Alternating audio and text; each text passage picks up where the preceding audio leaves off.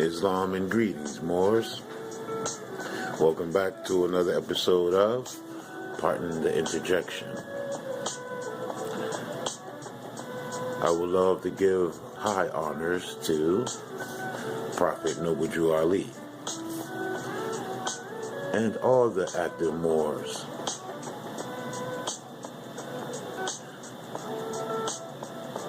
I am your host, Supreme L.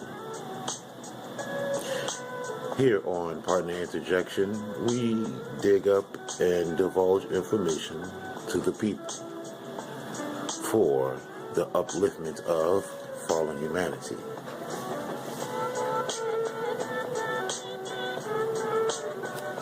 Today is March 22nd, 2015, Gregorian calendar.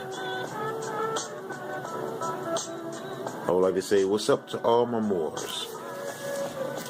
Much love to all of y'all. Today is a special occasion. We have a Grand Sheik from Canaan Land Moors. Grand Sheik Kudjo Adwo L. And we can get him here shortly. We're going to get him here on the line shortly.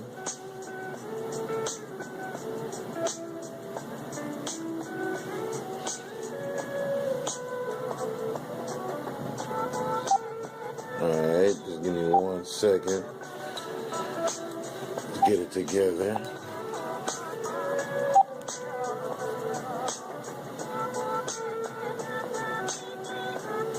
And it's very, very important that we really do some study.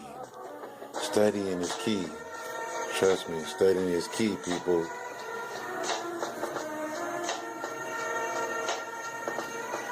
And we're going to get him here in a few shakes. Trying to bring him up on the contact list. And get the number together.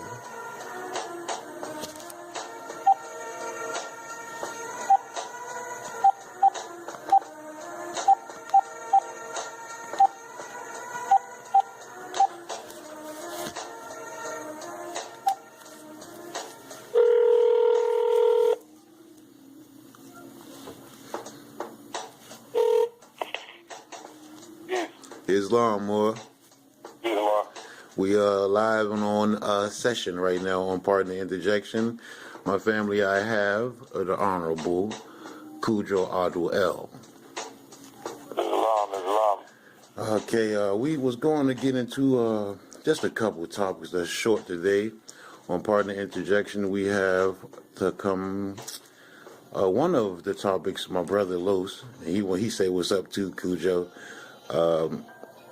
He says, the culture of hip-hop, then and now. If you can expand shortly on, some of these topics that we bring to you. If you don't mind, brother. Well, first of all, I want to say honors to you for having a forum where Moors could get the information that is desperately needed for our people. Bless. Based on their mental enslavement that they don't want to admit that they have, even Bless. Conscious people. Bless. So, keep doing the work that you're doing because it's definitely needed, and we need more people like yourself to take any chance that they get to try to get this information out to our people. Blessing all things to you, brother. Blessing all things. With regard to hip hop, then and now, I'm a 70s baby. Right. So, we come from the era of, the origin of this so-called genre of music. True. And we know that the genre of music that we grew up on didn't promote criminality. Right. It didn't promote what we call out here in Canaan land looseness or slackness. Right. was a tight game from the perspective of the DJ. You better know what he's doing behind turntables or whatever like that. There you go. Dancer better know what he's doing. Graffiti artists better have, supreme line control with a spray can. And of course, the MC, they weren't biters. They weren't copying what other people wear. You weren't copying what other people said. Right. You weren't trying to sell yourself in order to put out a record. There you go. And may I, partner, interjection? May I interject 1 second on that? Yeah, for sure. You say graffiti. That's really good. We don't see that much anymore, and that is a part of artistry, right? Graffiti. Right. Do y'all see that?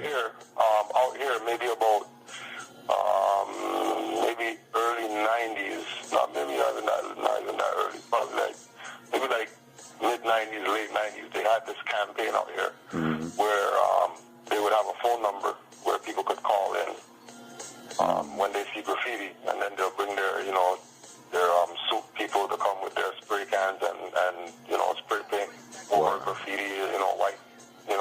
They made it as a theme of cleaning up the communities or whatever like that. Okay. And it was really to get the essence of hip hop out of the minds of the people. Right. They were bringing in this corporate construct. Now, with regard to graffiti, one important point that I need to put on the record. Yes. You have to get a book called Hip Hop Decoded by a brother by the name of the Black Dot. Writing that down now. You have to go on YouTube, research the Black Dot, and the brother has a book called Hip Hop Decoded. Black Dot, Hip Hop Decoded. In that book, he speaks about graffiti actually being the hieroglyphics of hip hop. Oh wow. Okay.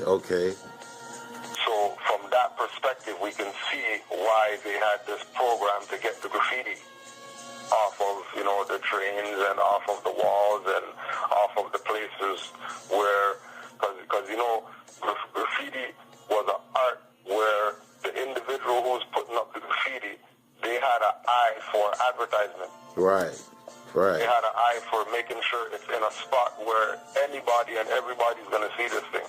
Exactly. So it wasn't like some scribbling in a washroom stall or anything like that. People who come from the era of hip hop know that graffiti work was elaborate work. If you're talking about real graffiti, even when Right On and Source and Word Up magazine or whatever like that, they always had a graffiti section. Right, that's right. Take pictures of the best graffiti and post that full page so people could see, the artistry in this thing called graffiti. That it wasn't just some scribbling on a wall. You know what I mean? Some of the best graffiti artists were, Rembrandts and Picassos and stuff like that. Right. Hip hop. Right. You know what I'm saying? Now, how did that tie in with the music and the changeover, the graffiti and the music? How did that coincide with each other? What was the significance with that music and graffiti? Well, if we look at it from the perspective of code, right? People who were graffiti artists, they were writing for people who had a particular eye.